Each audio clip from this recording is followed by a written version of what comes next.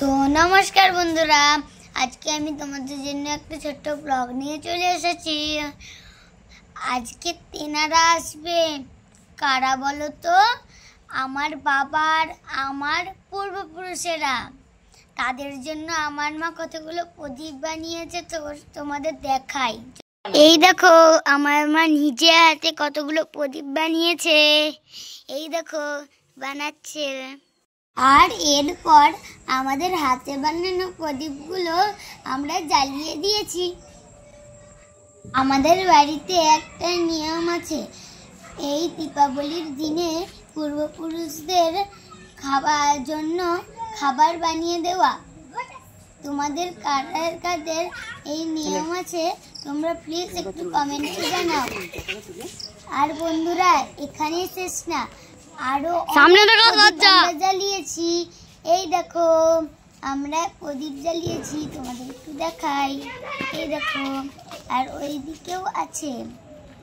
এই দেখো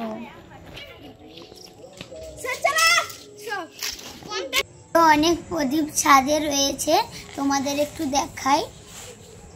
এই দেখো কতগুলো প্রদীপ জ্বালিয়েছি। এই যে এই প্রদীপগুলো আমরা জ্বালিয়েছি। দেখো আমাদের ছাদটা বেশ সুন্দর লাগছে। এই ওপরের প্রদীপগুলো আমার বাবার ভাই জ্বালিয়েছে, আর নিচের প্রদীপগুলো আমি জ্বালিয়েছি। চলো এবার নিচে যাই।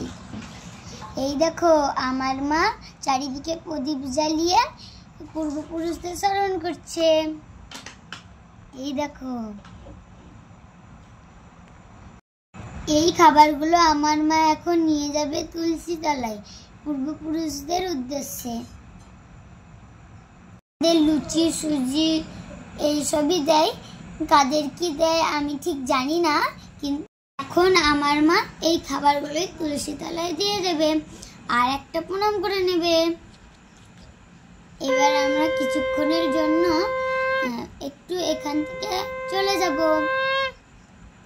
কিছুক্ষণ পর ফিরে এসে আমরা এই পূর্বপুরুষদের প্রসাদগুলো আমরা সবাই মিলে খেয়ে নেব।